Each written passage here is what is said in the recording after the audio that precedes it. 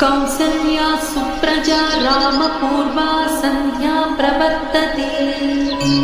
उत्तिष्ठ नरशार्दूला कर्तव्यं दैवमाप्निकम्।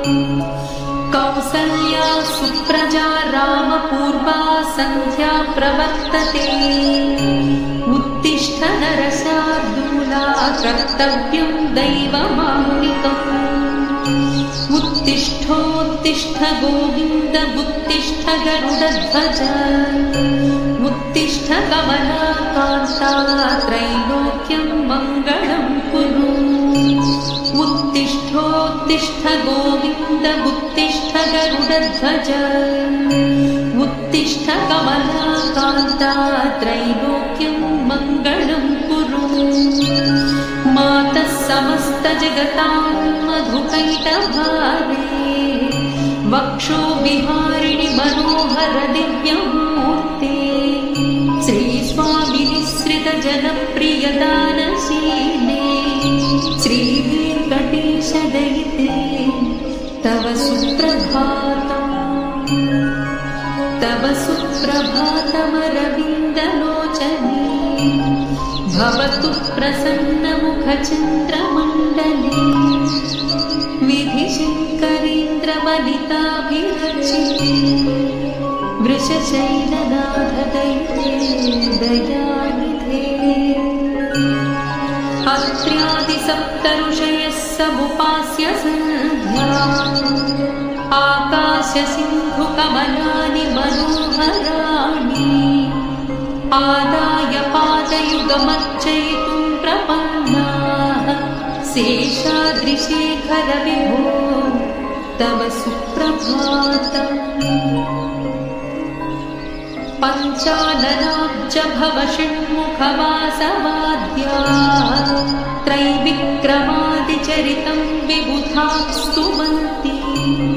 भाषापतिः पठति वासरशुद्धिमारात्।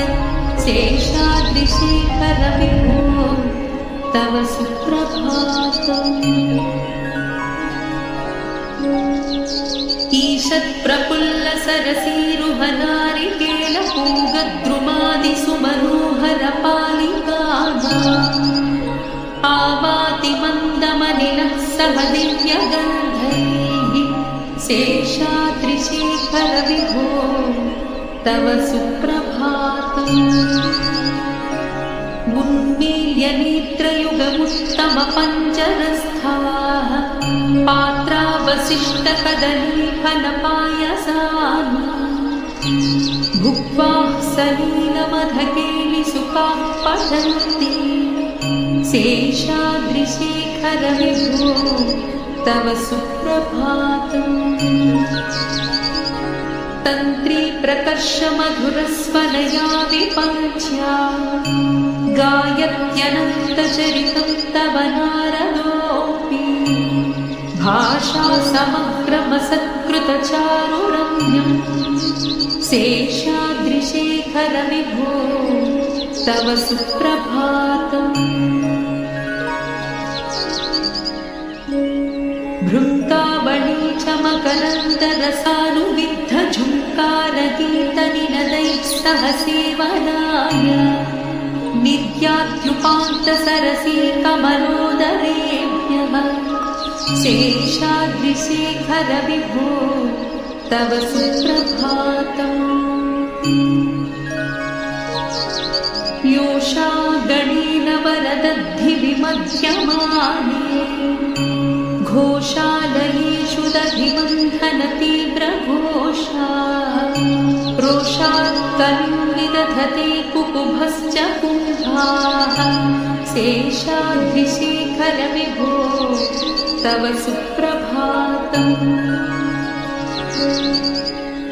पद्मेशमित्रशतपत्रगतानि वर्गाः। हर्तुं श्रियं कुवलयस्य निजाङ्गलक्ष्म्याः। भेरीनिनादमिव बिभ्रति प्रनादम्। शेषाद्रिशेखर विभो तव सुप्रभातम्।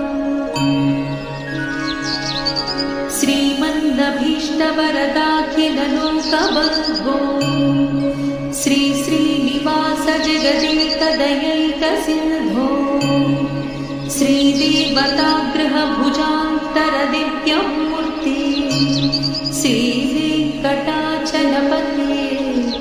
तव सुप्रभातम्।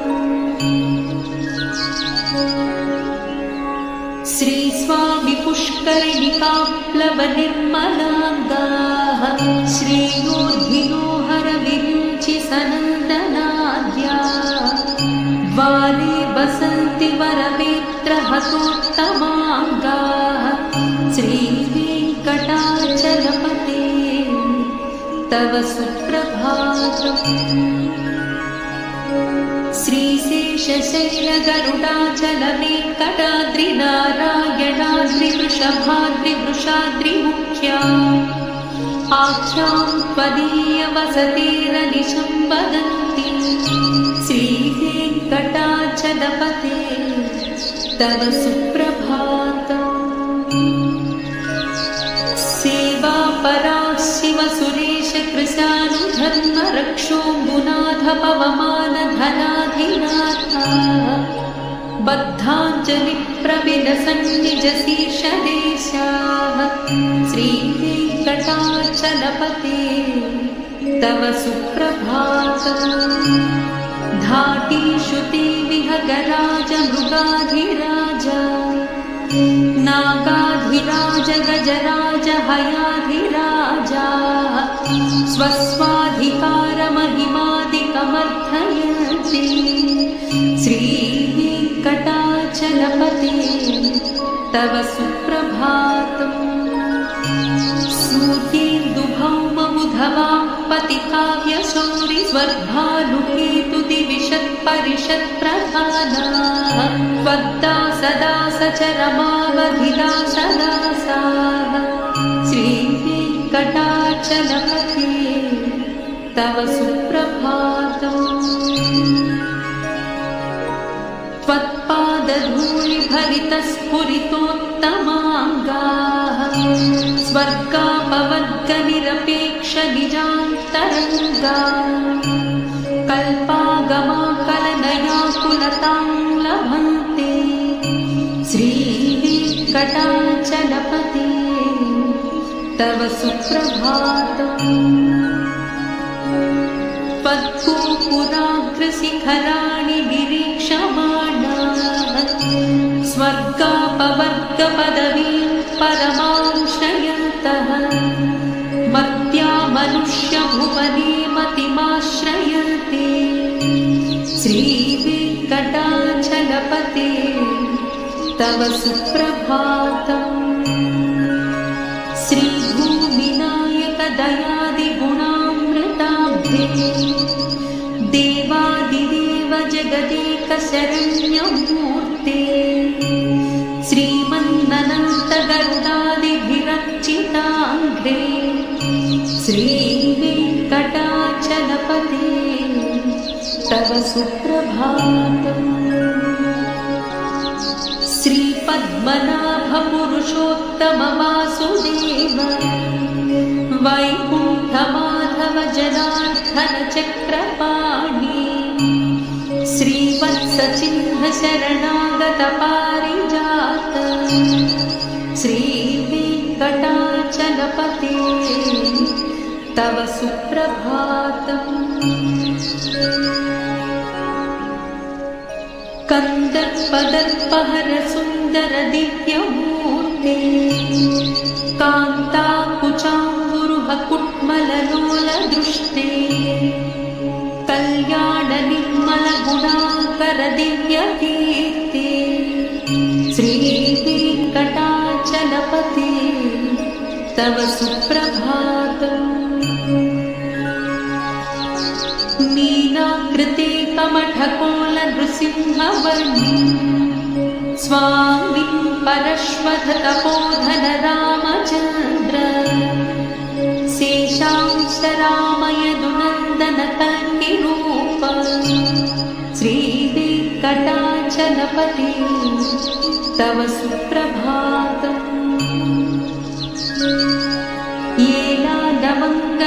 रसारसुगन्धितीर्थम् दिव्यं वियत्सरति हेमघटेषु पूर्णम् धृत्पाद्यवैदिकशिखामणयः प्रहृष्टाः तिष्ठन्ति वेङ्कटपते तव सुप्रभातम्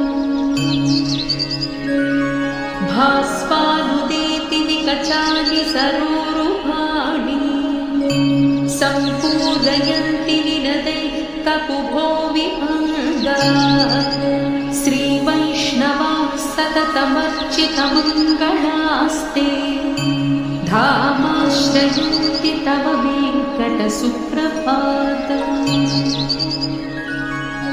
ब्रह्मादयाः सुरवराः समहर्षयस्ते सन्तः सनन्दनमुखास्त्वधयोगिवर्याः धामान्तिके तव हि मङ्गलमस्तु हस्ताः श्रीवेङ्कटाचलपते तव सुप्रभातम्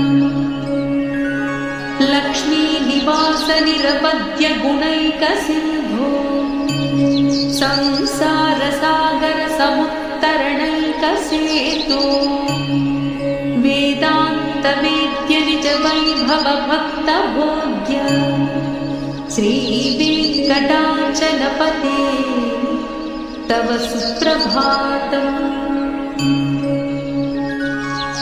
इत्थं वृषाचलपतेरिह सुप्रभातम् ये मानवाः प्रतिदिनं पठितुं प्रवृत्ताः तेषां प्रभातसमये स्मृतिरङ्गभाजा प्रज्ञां परार्थसुलभां परमां